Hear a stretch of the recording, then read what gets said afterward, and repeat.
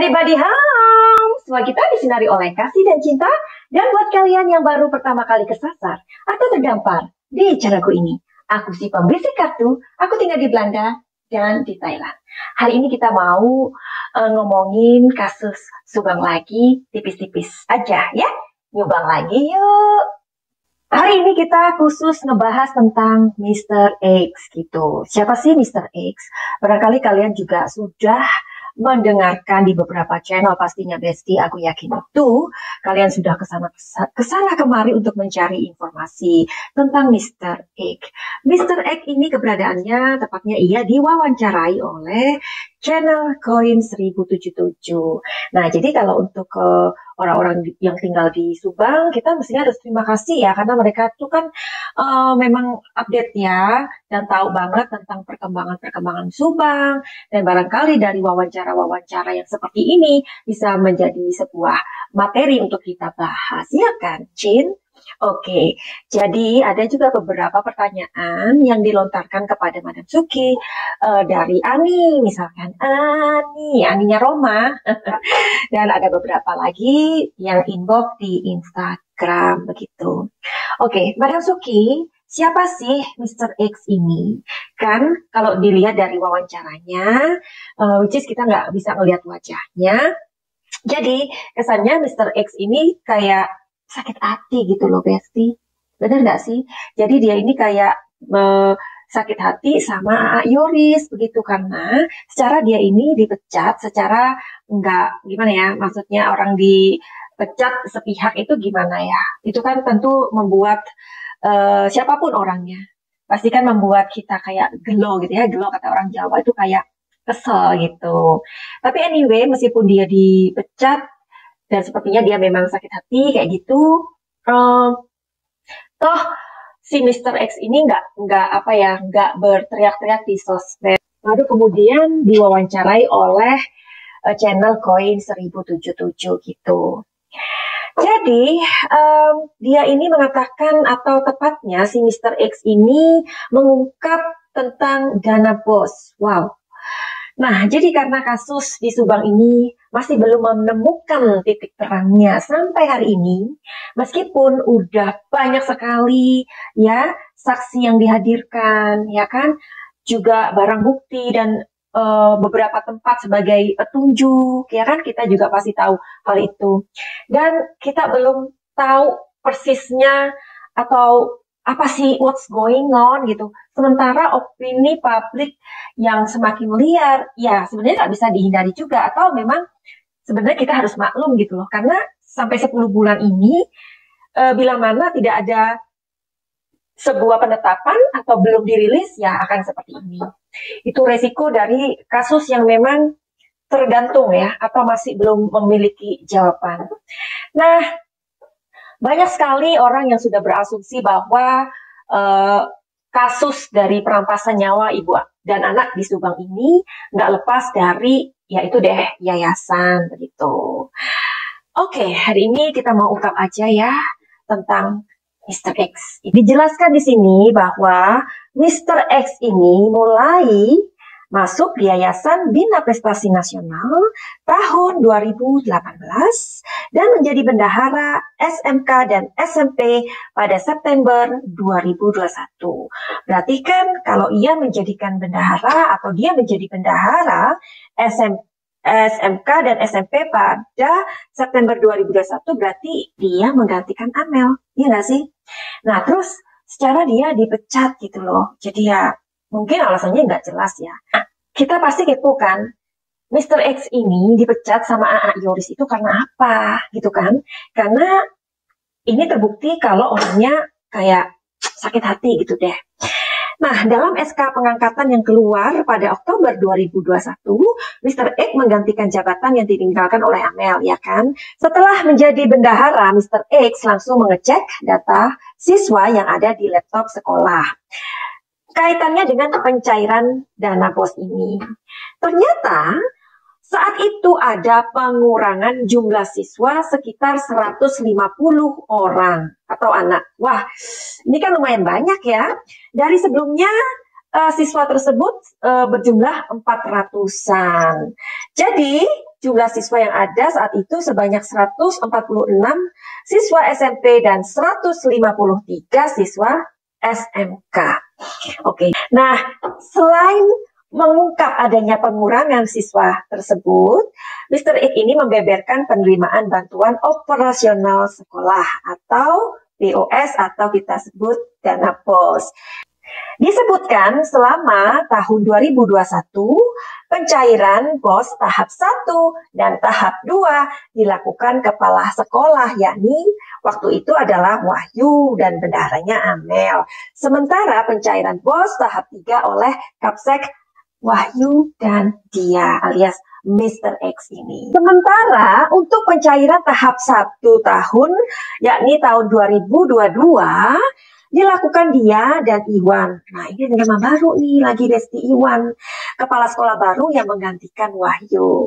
Nah, kita juga dengar ya, waktu itu si Babe dengan agak emosional, ya kan, mengatakan bahwa Wahyu itu tiba-tiba aja nggak bisa dihubungi, atau istilahnya ketakutan lah, apa kayak gitu. Terus karena lama nggak ada kabar, akhirnya si Wahyu ini dipecat. Bahkan si Babe waktu itu juga mengakui bahwa keberadaan Wahyu ini sepertinya nggak tahu kemana gitu loh, susah dicariin, begitu intinya ya. Nah, terus ternyata setelah Wahyu ini ada yang namanya Iwan gitu. Setelah pencairan tersebut diketahui bahwa AA Yoris ini kembali menjadi ketua yayasan gitu Besti. Namun setelah pencairan itu dia justru diberhentikan si Mr. X ini dengan cara yang tidak hormat dari bendahara sekolah oleh AA Yoris. Ironisnya surat pemberhentian tertanggal 27 April 2022 yang ditandatangani oleh Yoris itu diketahui oleh WA Group. Nah, saya merasa tidak dihargai karena tidak ada panggilan pertama dan kedua. Oke. Sebenarnya apa sih,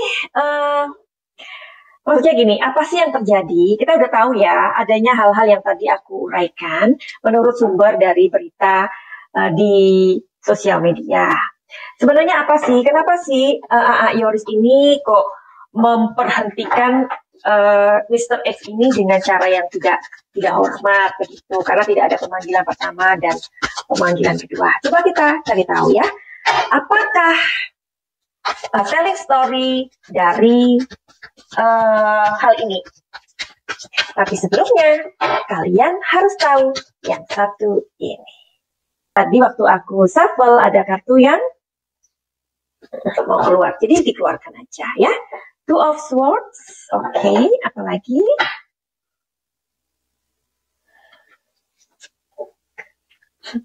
Judgment, Judgment ya, ini Judgment ya, oke. Strength. Dan apakah kata kartu ini? Oh ya, biar seru dong ya Besti.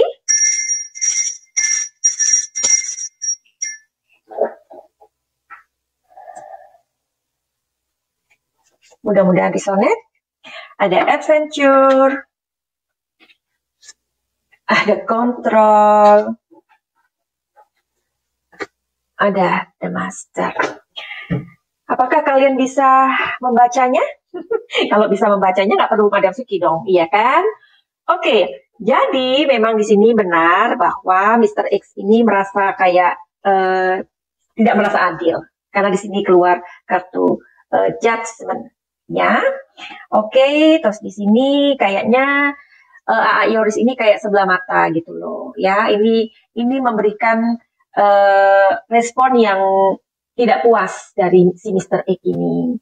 Tapi meskipun si Mr. X ini ngerasa dongkol atau istilahnya sakit hati, toh ia tidak berkuar-kuar ya. Dia tidak teriak-teriak begitu loh. Dan di sini ada strength. Jadi di sini si Mr.